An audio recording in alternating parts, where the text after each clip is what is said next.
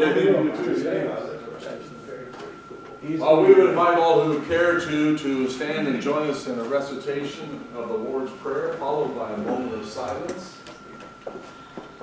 Our Father, who art in heaven, hallowed be thy name. Thy kingdom come, thy will be done, on earth as it is in heaven. Give us this day our daily bread, and forgive us our trespasses, as we forgive those who trespass against us. And lead us not into temptation, but deliver us from evil. For thine is the kingdom, and the power, and the glory forever. Amen.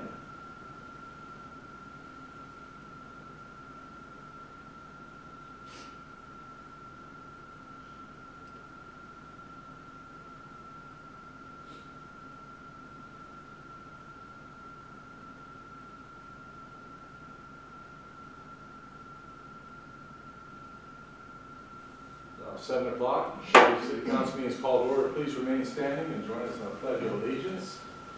I pledge allegiance to the flag of the United States of America and to the republic for which it stands, one nation, under God, indivisible, with liberty and justice for all. Please. Roll call, please, Mr. Crum. Mr. Robb. Here. Mr. Roberts. Here.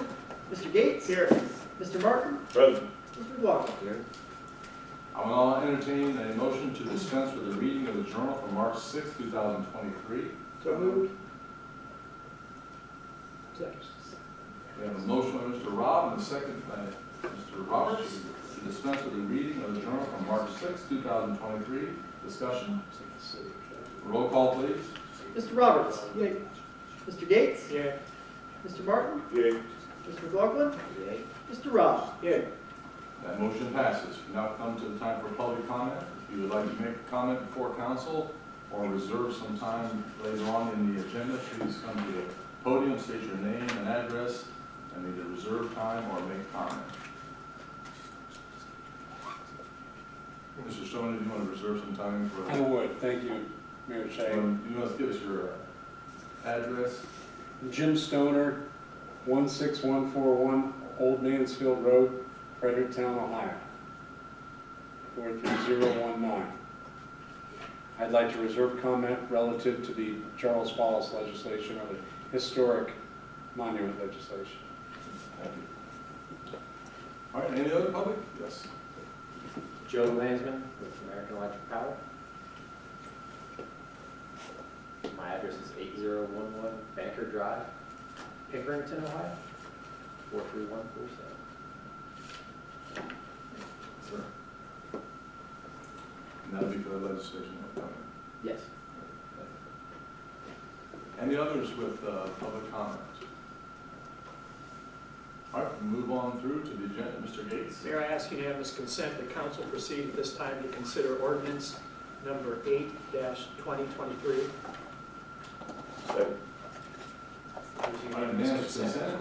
Sorry. Are there any objections to moving forward to having the reading for ordinance number 8, 2023, and then coming back to our agenda? Hearing no objections, we will go to ordinance number 8, 2023.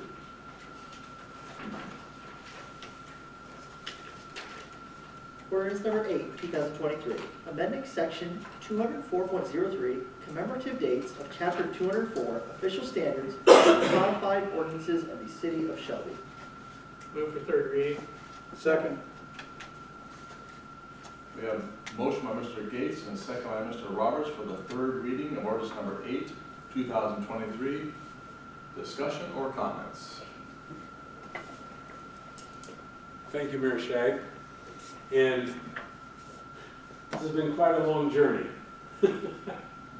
I'm Jim Stoner, and I, of course, had a long time here in Shelby and have good friends seated around the room right now. It's great to see you all. And just wanted to thank you for celebrating Charles yet in one more way. We named Charles Wallace Day in the state of Ohio as February 3rd. We, with the help of Mr. Geis and Mr. Shea, renamed a street for Charles Wallace in Shelby. with the help of Garland and Charles, Steve, and most everybody in the room. Charles has been in the show a number of times, and I appreciate that. And we've managed to celebrate Charles in Richland County, as this is where he became the first black professional football player in America. And we finished the trail in Worcester and Shelby, which is another commemorative process which we've gone through. And I am still finalizing the financing for the feature film, which will celebrate Charles Follis. We have the money for the marketing of the movie. We're just trying to bank the money to make it. And the money is in the bank, but as you've monitored what's going on in the stock market in recent months, that's where we're waiting for it to arrive from. And we're really excited about that, and that'll be another great positive thing, we hope, for the city of Shelby. But we've met with nothing but support and enthusiasm from Shelby, and I'm really appreciative of that. That I've worked very hard on this project and will continue to do so until we have celebrated Charles effectively enough that he becomes a household name. And I brought with me someone else that I'd like to invite to just say a few words. Bill Bridges has been in the Black Cyclone a number of times, and he's represented Branch Rickey, who Branch Rickey, of course, played with Charles here in Shelby and helped him find a home here back in 1902. I'll turn the floor over to Bill for a moment. Thank you. Thank you, Bill. Thank you. Live in Mount Vernon, Ohio. Didn't give you my address, 18 Mallow Point, Mount Vernon, 43050. One of the greatest honors of my life. I've done a lot of acting in my life and directing of dramatic productions. One of the greatest honors I've had was to portray the role of Branch Rickey, one of the close associates of Charles Follis. They became close friends. Branch said it was because to him, people are just people. And that's a good principle to have. He played ball with Charles, as you know. And later on, 40 years later, if you fast forward 40 years, he was looking for a man just like Charles Follis to break the color barrier in professional baseball in America. By then, he had decided that he was not a real good athlete, but he was a good businessman. So he became a president and owner of the Brooklyn Dodgers baseball team. While there, he was looking for a man like Charles Follis, and he found him in Canada. His name was Jackie Robinson. And he signed him as the first African-American baseball player in America. And history has honored him for that. I honor Branch so much and Charles so much that when I had my jacket made, I became Branch Rickey. I'm no longer Bill Bridges. I'm Branch Rickey. Thank you for the honor of being here today and speaking in behalf of two wonderful men who had very, very close ties to your community and changed a lot of things for the good in this community. Thank you so much. Thank you. And real quick, just Mr. Bridges was a longtime faculty member at Nazarene University in Mount Vernon and started the theater department there. Oh, And he's been somebody that helped me anchor the program and launch that production 10 different times in the last 11 years. And our next big step is to do the feature film. And it has not been without the energy put forth by you all here at your city council where you sit. And it will be recognized when it all comes to fruition. So, thanks for this opportunity, Steve, and thanks for your work, Joe. Charles, thank you. Appreciate you. Thank you. well, thank you, Mr. Stoner, and I want to thank both of you for doing what you have done to shine the spotlight on an exceptional young man that we were privileged to have as one of our neighbors here in Shelby many years ago.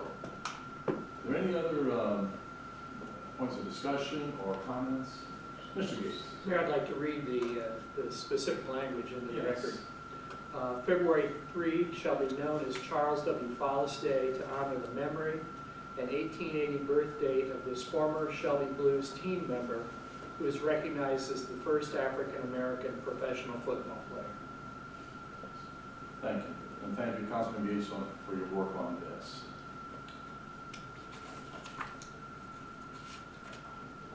let's take a vote on the third reading of ordinance number 8, 2023. Roll call, please. Mr. Roberts. Yay. Mr. Gates. Yay. Mr. Martin. Yay. Mr. McLaughlin. Mr. Rob. Yay. Ordinance number 8, 2023 passes its third reading. I move the ordinance be taken up and passed. Second. I have a motion by Mr. Gates. Was that you, Mr. Martin, as the second? I'll defer to Mr. Roberts. Mr. Roberts is the second. Okay. Darren Roberts is the second. Councilman Roberts already. So we have a first and a second. Any discussion? Roll call, please. Mr. Roberts. Yay. Mr. Gates. Yay. Mr. Martin. Yay. Mr. McLaughlin. Yay. Mr. Rob. Yay. Ordinance number 8, 2023 passes. Take a moment, I'm sure Mr. Stoner would like to have, yeah, I think let's get a picture, I think if we could please, just for a moment. Would you bring that piece of legislation here, if we give Mr. Gates, since he is the author? And we'll just kind of gather around Mr. Gates. Jim, is there anything you want in specific, you want to come up here with us? Oh, that would be great. Joe can take a picture. Okay. If you would just come up here, Joe. We'll get it behind. Thanks, Joe. We'll try to get behind. Mr. Gates is the second. Yeah, buddy. Where do you want to put us, Steve? You can come on back here, just make your way around here, Jim. Yeah, just make your way around here. Appreciate it. Just around there, Jim, we'll get you back here. Yeah, I'll lay it across the table with my hand on my, like a Maryland. Okay, you may scoot up, Mr. Bridges, and then Jim, can you get in this? Can you see everybody, Joe? Yep. Great. All right, let's all smile there. Say Charles on 3. 1, 2, 3. Charles. There we go. Charles runs. No.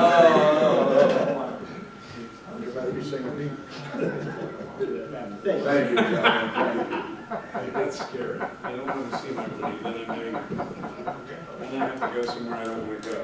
Let me see it, Brian. Safe journey, Mr. Logan. Thanks for Thank you being very here much, sir. all the way up here to see this happen, you know. Well worth it. Stay in touch, everybody. It's well worth it. Pleasure Yeah. to see it happen. Thank you. Yes, I'm sure it was. All righty, that brings us back to our agenda and reports from standing and special committees. Good to see you. Finance and Personnel Committee met on a Friday last week. Councilman Gates. Mayor, indeed, yes, we did. Let's take a look, and we'll turn to the back page, look at city income tax for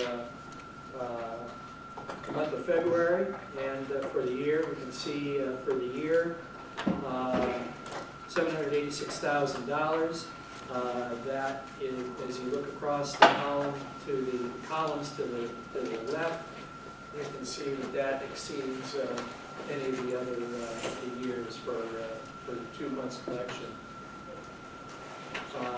Likewise, if you look down at the bottom, which just shows for the month, $385,000 collected, exceeded last year's, which was $378,000. So again, we're running ahead of last year as well. Turning to the second page, we can see the breakdown of individual business and withholding.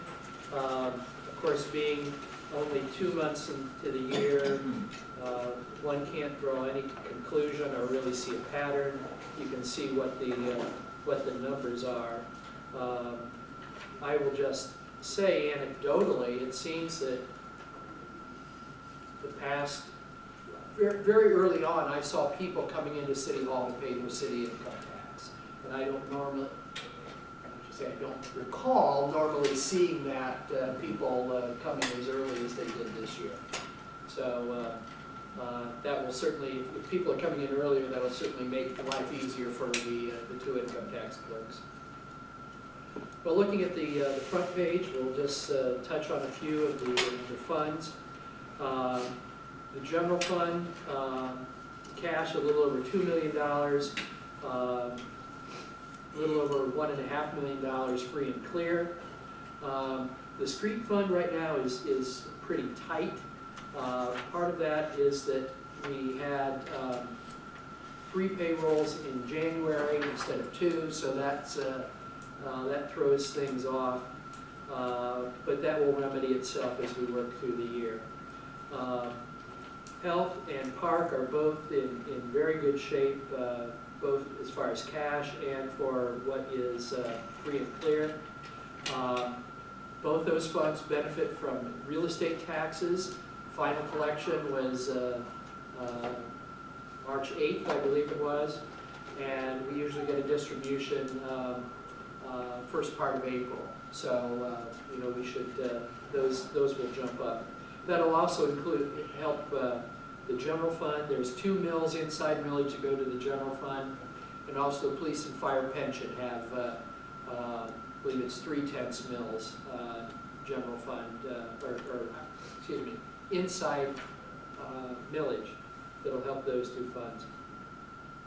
We go down to capital improvement, and line 300, $453,000, but only $26,000 free and clear. That's because we've encumbered items. We've got the ambulance that's on order and other projects. The concern, and this was shared during our appropriations gatherings, that we've already committed quite a bit of capital improvement money, so there will not be, we expect to have extra monies for extra projects. We'll see as the year goes by. Streets, alleys, and catch basins, $506,000 free and clear. Mr. Geis is going to tell us what happened with the bids last week for paving. So there'll be a large encumbrance there. So next month there will not be $506,000 free and clear there. Sewer and water, they are, I guess, catch as catch can at this point. No surprise to anyone. In the electric fund, $4.4 million free and clear. Fire equipment is could be problematic. There could be cash flow problems, I think, as we go by during the year. There's $143,000 cash, but less than $1,000 free and clear with the encumbrance. One thing that we mentioned, the primary revenue for fire equipment are the contracts we have with Jackson and Sharon Townships. The way those contracts read right now is that the townships pay for their fire protection at the end of the contract. I suggested that we might want to look in our, or consider in our conversations when those contracts come up, is that the townships pay more frequently. Perhaps semi-annually, perhaps quarterly. That's subject to negotiations with the townships. I did point out that for my fire insurance for my house, I have to pay up front. Knowing that the two aren't exactly the same, but that might be something we can discuss with the townships. Looking on to the second page again, in the middle, again, we see the expenditure of wages. It's a difference of 41%, but again, we had an extra payroll, and we had at least one retiree there, so that inflates that. Going to page 3, this is where we see the comparisons, revenues and expenditures for 2023 and 2022. They don't look so good right now, but again, it's early in the year. Right in the middle, hospitalization is up 12%, but we knew that was coming. That's not desirable, but it's better than what other communities have had for increases in their health care. We'll look at the cash investment reconciliation statement. The finance director said that he would have a depository agreement with Mechanics Bank for by the end of March. And so that will allow the city to use that particular bank for investments. The PNC, you can see that that column. We've got $1 3/4 million there invested.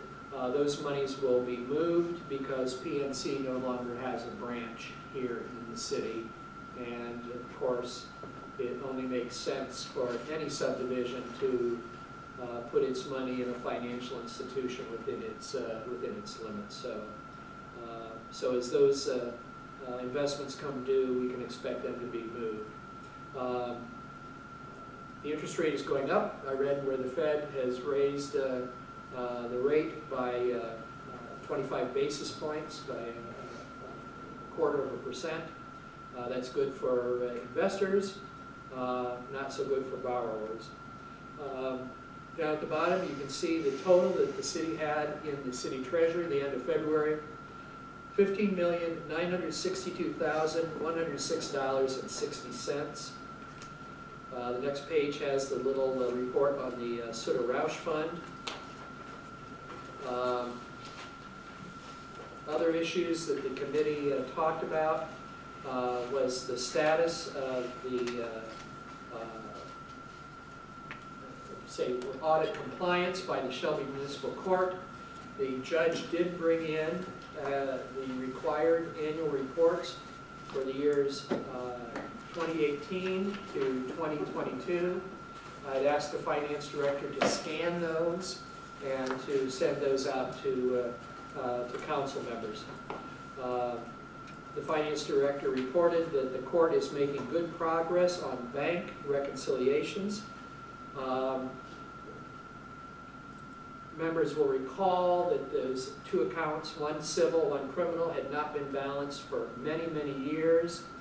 And the big problem is the amount that the accounts were off seemed to change from month to month.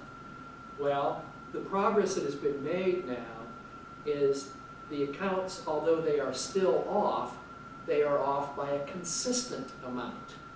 So that is progress, but there's a lot of work to do. The civil account is off by $3,700, the criminal by $3,600. There was a question that the deputy finance director wondered about bank fees. Those need to be taken care of.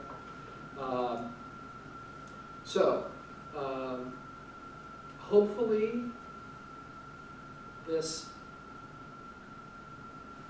these two accounts can be reconciled sooner than later to the penny. Because asking a question that I already knew the answer, I turned to the finance director and said, does your office balance every fund to the penny every month? And of course, I knew the answer to that was yes. And that there's no reason why we would expect the municipal court to operate with any less accuracy than the finance department does. So again, they're making progress. Instead of having a, dare I say, a movable target for how the accounts don't reconcile, at least we have two fixed numbers. Talked a little bit, the finance director brought some information about what the city would get if we pursued a levy. This would be a tax levy for safety services. He got this information from the county auditor's office. If we wanted to raise $500,000, it would take 3.8 mils. If we wanted $800,000, it would be 6 mils, and to raise $1 million, it would be 7.5. I asked the finance director to bring in information what to raise those same amounts, what city income tax would be needed. So that's, dare I say, a homework assignment for the finance director, so that we would, you know, we always have the option of going to, let me rephrase, the voters always have the option of approving a real estate tax or an income tax. And it would be our job, if we wish to go with the safety services levy or tax, to come with some recommendation, whether so many mills or such a percentage of income tax. So that's what we'll be looking at the next meeting. There was a question regarding the life insurance policy that the city has for all employees, included electeds. We found out that age reduction with the current carrier begins at age 75, not age 70. So that resolves the concern that I have. Mayor, and personnel, you had told us about the police department, that Ethan Yates is in field training, and that Dustin Howard and Derek Rose are enrolled in the academy through North Central State College. Mayor, I believe that's everything that I wish to report. If my colleague, Mr. Martin, or the finance director has anything to add, I certainly wish they would. Yeah, Mr. Crum. A little follow-up on the bank recs for the court. I have been in contact with the state auditor's office. From their standpoint, one of the bank recs is high by $3,600. One of them is low by $3,700. So between the two, they're off by about $100. From their standpoint, one, they would like to finish the 2022 audit before we do an adjustment, if we were to go that route. Just so that way they have a good look at things. At that point, it would probably be a management decision as to whether to proceed with tracking down the remaining differences or writing it off, because from their standpoint, it's an immaterial difference. We had hoped to get together with the judge today. That didn't quite work out with schedules, so we're going to meet, I think, hopefully on April 3rd. And we're going to discuss that and unclaimed funds. I haven't gotten an answer about that either. Yes, that's a slight update from. Thank you, Mr. Crum. Any further comments or questions from Mr. Gates or from Mr. Gates?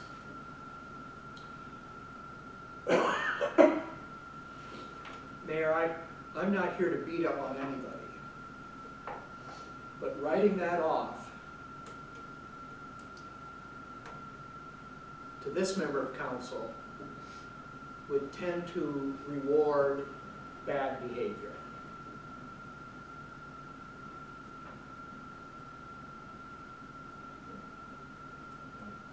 Thank you. Mr. Rob? I would agree with Councilman Gates that that needs to be reconciled to the penny, writing off. And find out where that money went, I guess is the bottom line. You know, who made the mistake and who's responsible for that is something I think we need to pursue. Thank you. Mr. Martin? Well, and I just will mention one thing we did bring up is the people involved are bonded. So if we choose to hire someone to go in and actually find the balances or whatever, that may be something that we're able to cover our losses with insurance, because obviously that covers malfeasance, non-feasance, et cetera, which I think we all agree this is a part. So, yeah, I'm with my fellow council members. I think that's it's an easy button solution, but provides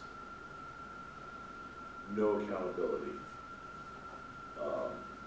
And I just want to reiterate, just from my vantage point,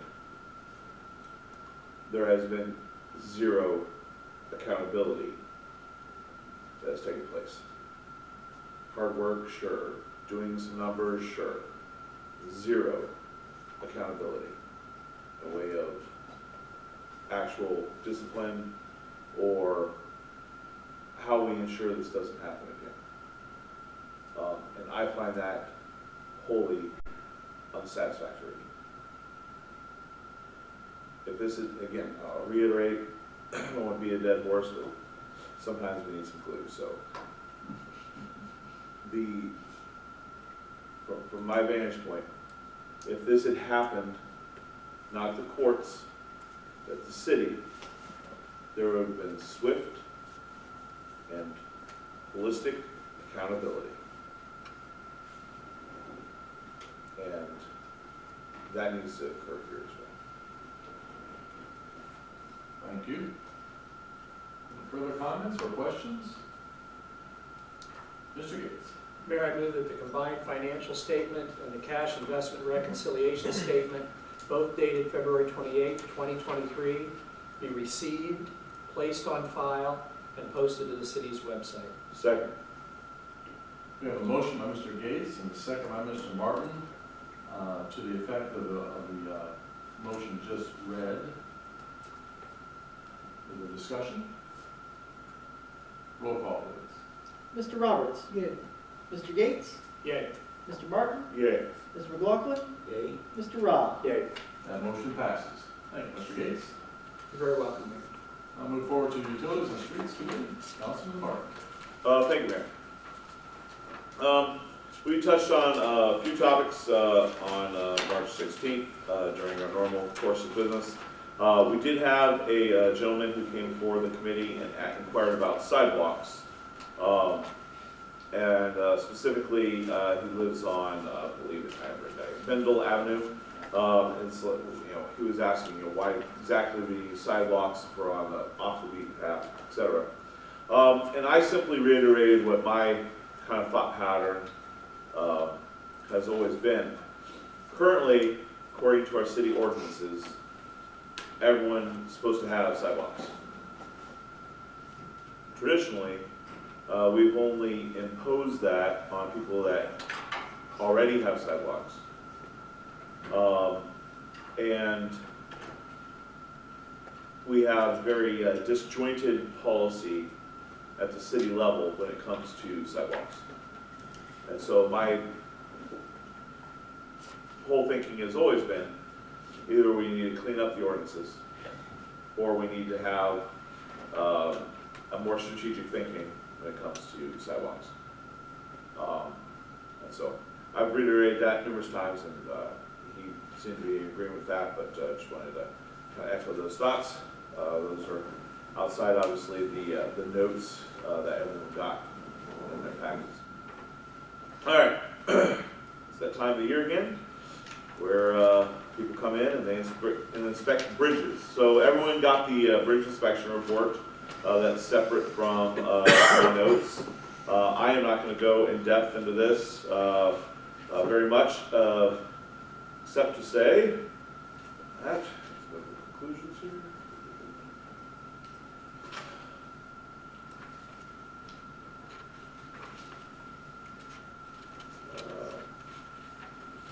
All right. Anyways, all of our bridges operating statuses that the city owns were marked as A, open status. You can go through and look at that. Sufficiency ratings, etc. There is some funding that may be available to us for sufficiency ratings that are below 80%. Sufficiency rating, I just want to touch on that real briefly.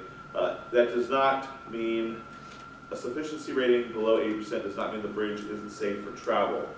It just means that it's not sufficient for really like truck traffic and stuff like that, like very specific things. So like, there's a couple of them, like on Glenwood Drive and on like School Drive, where they're not necessarily sufficient for heavy traffic, but they don't get heavy traffic, so they're perfectly fine. But there are some funding and grants available to fix some of those defects. And those defects include like narrow lanes, low vertical clearance, etc. So anyways, I just wanted to kind of clear that up. And again, if you have any questions, feel free to ask Mr. Ensman, not me. But everyone got that. But on the bridge end, everything looks pretty good. All right, I'm not going to step on Mr. Guy's toes on the street paving bid results, but I will just reiterate the streets that are listed in the bid to be paved this year. For the record, Auburn Avenue, Steele Avenue for the west end of Auburn turns, that's a small section for the hospital property. Jennings Court, Bridge Street, Sharon Street, West Whitney Avenue, the section from the overhead bridge to Sharon Street, Taft Street, Lincoln Drive, Kennedy Drive, and then Main Street. This is where the EPA funds for lead service line replacement project, etc. throughout there. So I'm sure Mr. Geis will discuss that more. But we did have a successful bid there. So, all right. Upcoming project legislation was touched on. The big one that's going to be coming, probably the first meeting in April, is the light plant smokestack and breaching demolition project. We're waiting for some bid specs to come in, which are a necessity for the application process for the original land bank. So we don't fully know where we're at with that, but we will have some legislation one way or the other coming in first April. And then obviously tonight we're going to be talking about the letter of intent for battery energy storage system project. So the final legal review has been completed on that. It's in the packets, and we'll be discussing that with the legislation. One thing we didn't discuss is the adjustments to the ODNR Rainbow Trout Stocking Program. So as many people have noticed, our reservoirs are not getting rainbow trout this year. The reason for that is that there was an adjustment to the stocking locations. It's limited to stocking lakes, reservoir, and ponds that are less than 25 acres in size, with greater than 75% of shoreline accessibility to fish from. And they're also redistributing the stocking per county proportionate to the population, and they're trying to reach a more diverse group of anglers. 3 limitations. Anyways, we didn't meet the size requirement. Our reservoirs are not less than 25 acres in size, and therefore Shelby Reservoir is one of the 7 bodies of water that will not be stocked this year. So that's that. Then update on the lead service line survey. It was sent out with the Marsh Utility Bill. That's the second survey to help provide us required data that we need for water utility. We received an excellent response, so keep on sending those in.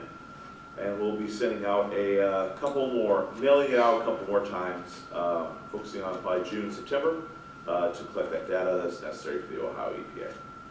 So that is it. Mayor, my report.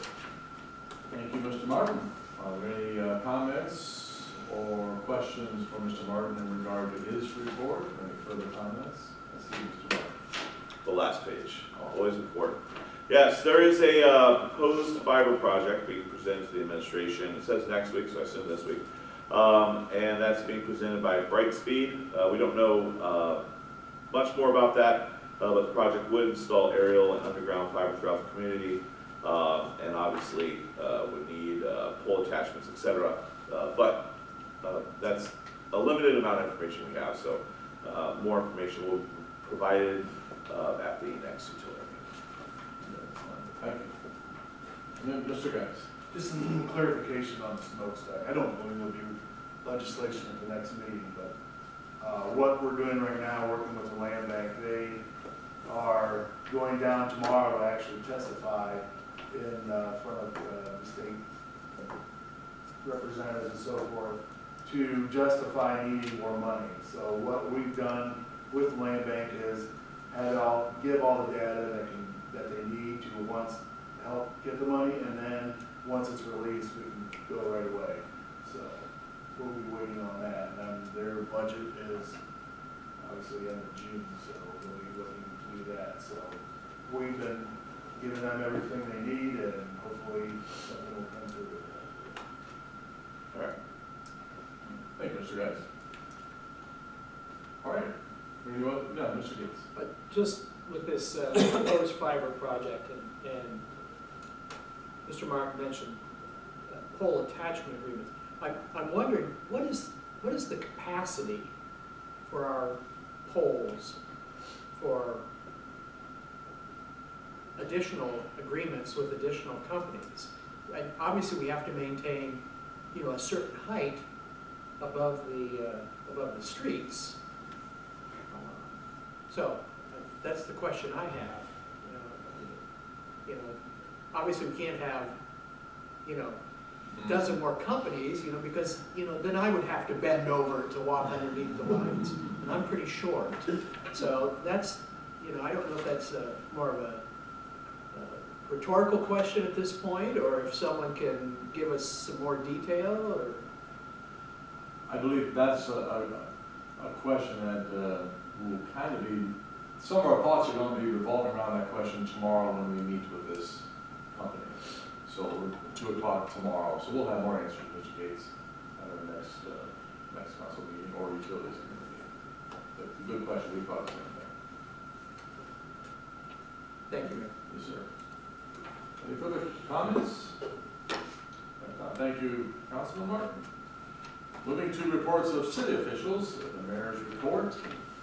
Since our last meeting, I've been occupied with typical mayoral activities and one not so typical mayoral activity. On the 7th of March, I participated in the Richland County Development Group Leadership Board meeting. Also on the 7th, I participated in and helped facilitate our Shelby City Health Department board staff meeting. On the 8th, I joined many others on an informative and inspirational tour of the Lloyd Rebar plant here in Shelby. On the 9th, on behalf of Shelby, I took part in the Community Action Commission of Erie Huron Richland County Board meeting via Zoom. And again, thankful for that organization, all the helpful work they do in Richland County and beyond. On the 10th, we opened bids for a 2023 paving project, and I'm sure Mr. Geis will have more to say on that. On the 15th, I participated in the Richland County Regional Planning Commission Executive Committee meeting in Mansfield. And then on the next day, Mr. Crum and I made a trip to Mansfield to participate in the Richland County Tax Incentive Review Council meeting on that day. And on the 17th, it was good to restart our Business First Breakfast at the Kehoe Center. And I want to thank all those that were able to attend, and thank the presenters, including Mr. Vincent Yates from Ohio Health Shelby. He presented a very positive report concerning the bright future of our hospital facility that is valued so highly by residents in our region. And also thank Mr. Ensman, Chief Thompson, Chief Combs, and Mr. Geis for their presentations, and a huge shout out to Ms. Gribben for putting together all the planning for this year's special event, the Business First Breakfast. And that is my report. Are there any comments or questions for me in regard to my report? Hearing none, we'll move forward to Mr. Crum, Director of Finance. Thank you, sir. Mr. Gates pretty much covered most of the excitement from my office. I guess the only other thing I want to remind residents is you've got less than a month now to file or extend your tax returns. If you extend, that does not extend the time to pay, and especially with the increase in interest rates, it can get pretty expensive. So please stop by City Hall and we can help you prepare your returns if you just bring us your tax documents. Other than that, I don't have a report, sir. Okay. Mr. Crum, are there any comments or questions for Mr. Crum in regard to his report? Hearing none, we'll move forward then to thank you, Mr. Crum. Mr. Eister, Law Director. Thank you, Mayor. Routine business from my office, nothing to report. Thank you. We'll move on, thank you, Mr. Eister. Mr. Geis, Project Coordinator. Thank you, Mayor. On March 10th, we did open up the bids for the paving project this year. Starter paving was a little better. We did $726,975.50. The engineer's estimate was $784,770. So a nice bid for that. So we are executing the contracts at this time. So, and we're working on a lot of other different projects. We hope to bring the council soon. That's all I have. Thank you, Mr. Geis. Are there any comments or questions from Mr. Geis in regard to his report? Hearing none, we'll move forward to new business. Is there any new business to be brought before council this evening? Seeing none, we'll move forward to unfinished business. Future use of the Main Street Fire Station. I have determined that the Main Street Fire Station still has municipal use, at least in the near term. I will evaluate that usage moving forward on a quarterly basis. I have marked on my calendar quarterly reports to be delivered to council in the first meeting in June, September, and December. The municipal usage at this point would be selective storage. All right.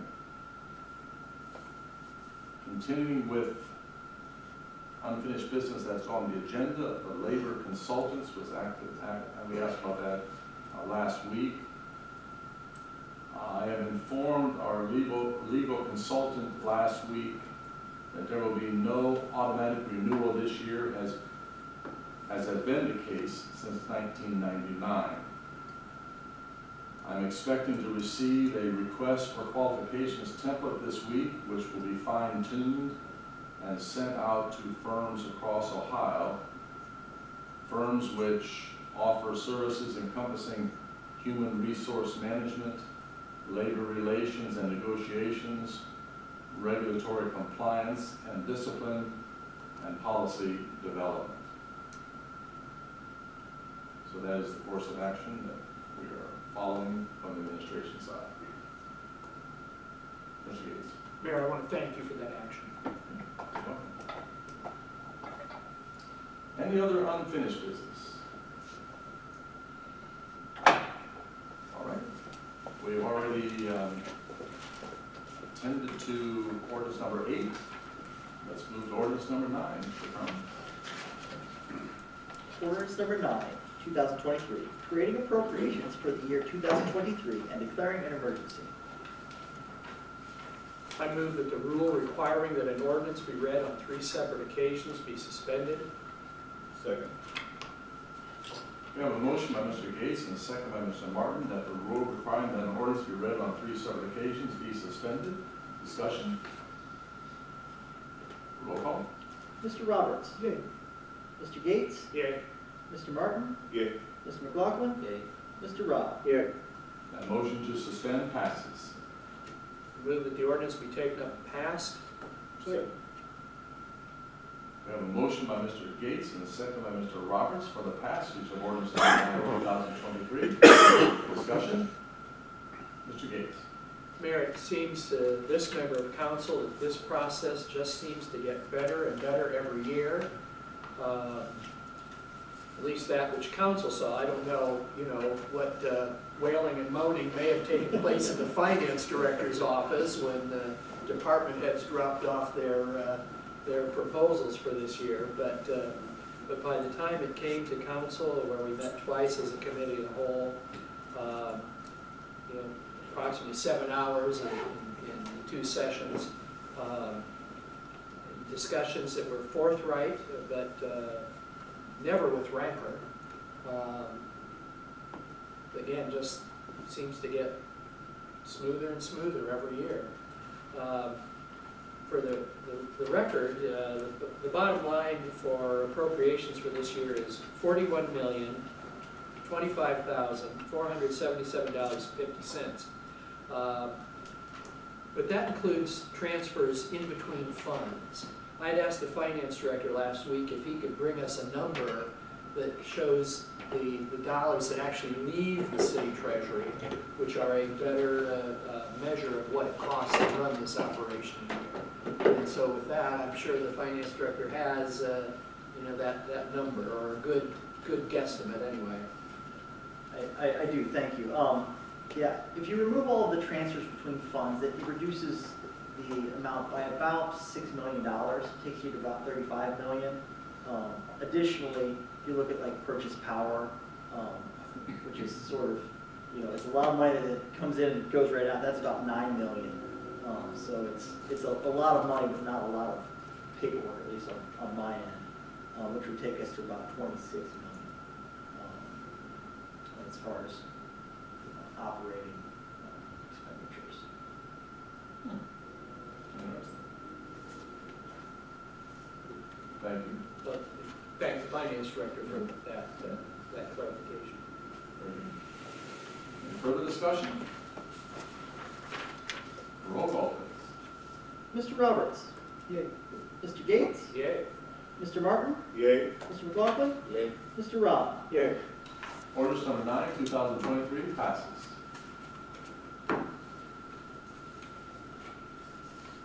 Ordinance number 10, 2023, amending sections 1490.10, general exterior maintenance requirements, and 1490.14, yard area maintenance of chapter 1490, exterior property maintenance of the codified ordinances of the city of Shelby.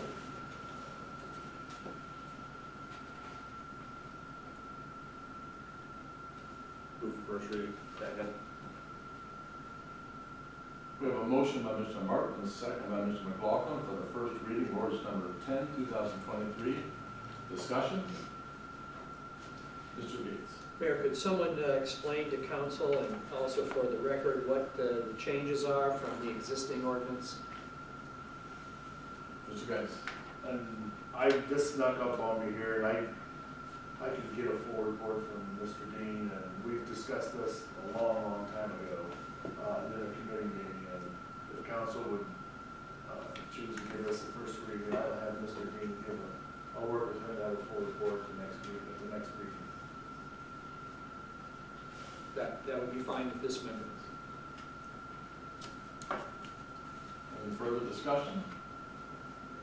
I just may say that I think when we brought Mr. Dean on, this was part of it. I think Councilman Martin mentioned that while he's in the field, he sees some things that could be improved in the sections of these ordinances, that he would bring them to our attention. I think that's what's going on. But again, my apologies as well for not having that clearly delineated.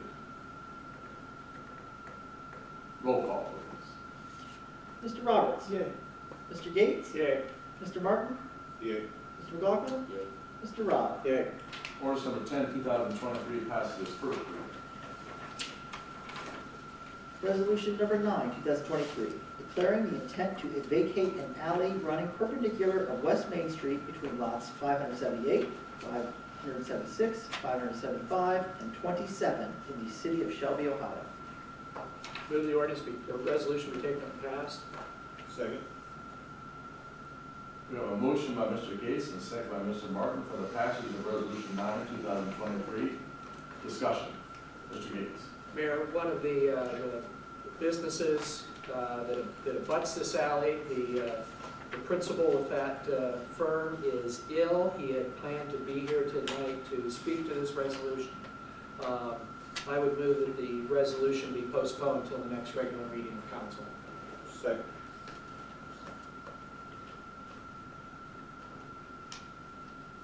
We have a motion by Mr. Gates and a second by Mr. Martin that ordinance number 10, 2023 be postponed to the next regular meeting of council.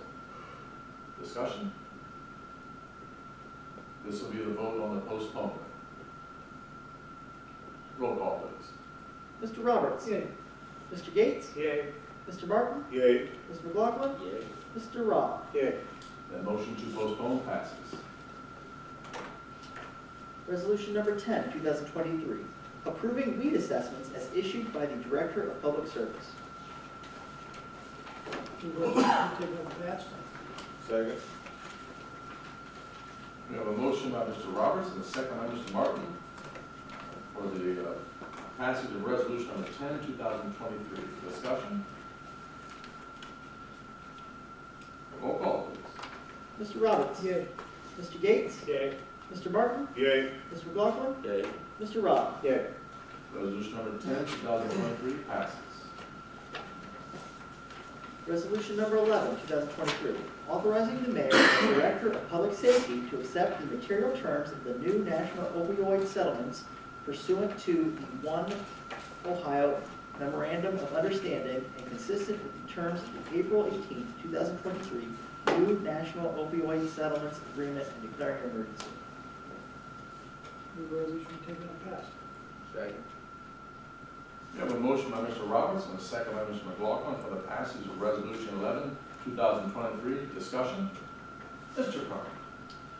Just a quick update on this. If you guys will recall, in 2021, we passed a very similar resolution to enter into agreement with One Ohio in a lawsuit against, I think, 3 prescription drug manufacturers.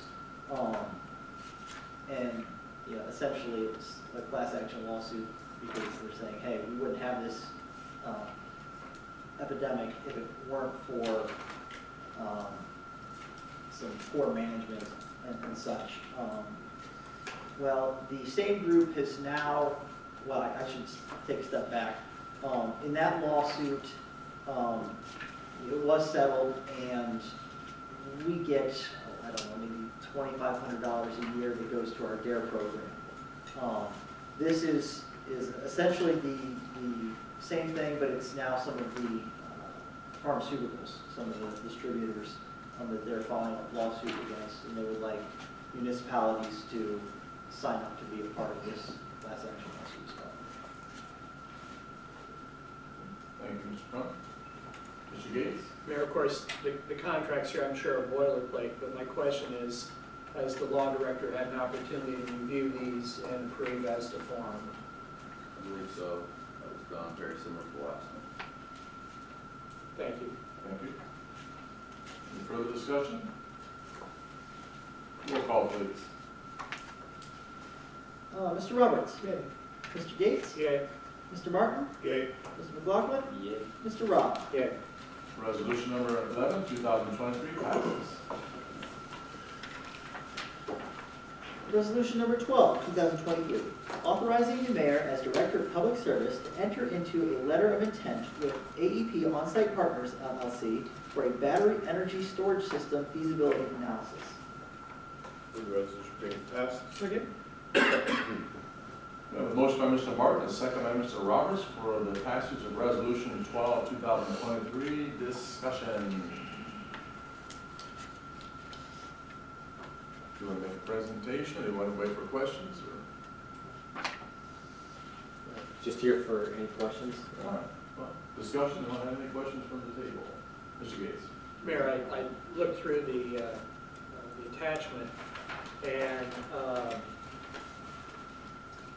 the one thing that I saw on page 5 was if there's any problems with this as far as any legal questions, it's brought in any state or federal court of competent jurisdiction in Richland County, Ohio. Those are one of the things I always look for. The other thing, the question I had is regarding the cost of this. I did not see anything regarding cost in the contract, nor did I see a certificate of availability of funds from the finance director. So that's my question. Is there a cost with this? And if there is, then we have a problem to deal with tonight, but that's my first question. Is there any cost for this feasibility analysis? I will pass it on to Mr. Edson. Good shot. Absolutely. Thank you, Mayor. There is no cost associated. Just the finance director and I discussed this Friday afternoon. Friday morning to see if there would need a certification with this piece of legislation.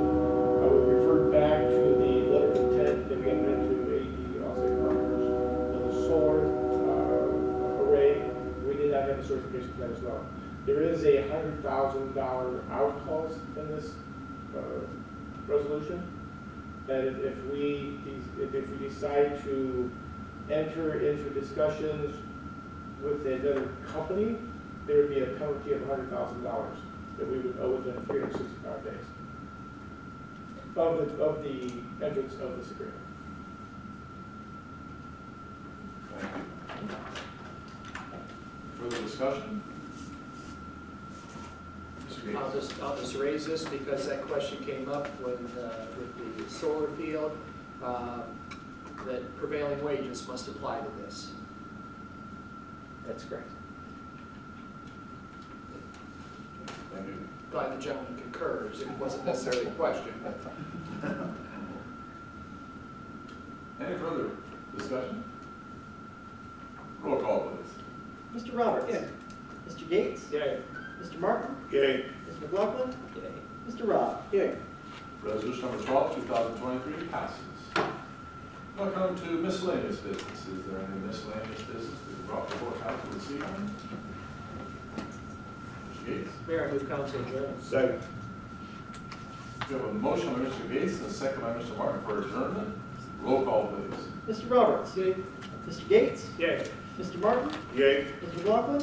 Mr. Rob? Yay. That motion passes. Council adjourns at 8 o'clock.